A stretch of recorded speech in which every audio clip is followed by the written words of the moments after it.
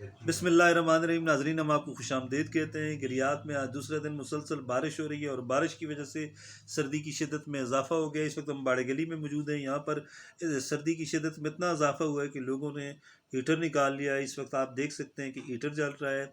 इसका मतलब यही है कि बाहर ज़्यादा सर्दी है और हीटर की वजह से लोग जो हैं वो इसके इर्द गिर्द भी बैठे हुए हैं। सरदार फारूक साहब हैं, जावेद साहब हैं और बाड़े गली में ये बाड़े गली के मनाज़र हम आपके साथ इस वक्त शेयर कर रहे हैं।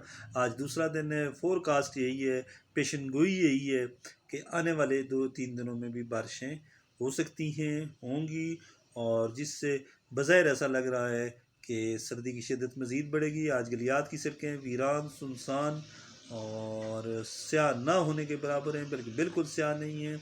लोग जो हैं वो उन्होंने बाज़ारों का रुख आज नहीं किया, घरों में दबक कर बैठे हुए हैं। ज़्यादातर लोग सोए हुए हैं, मौसम से लुत्फ़अंदोज़ हो रहे हैं। बहरहाल ये बाड़ा गली के ताज़ा तरीन मनाज़र हमने आपके साथ शेयर किए कि यहाँ पर हीटर चल रहा है। काला बाग, नथिया गली और गलियात के जो दीगर इलाके हैं वहाँ पर भी सूरत हाल इसी तरह की है। सर्दी की शिद्दत में इजाफ़ा हो चुका है।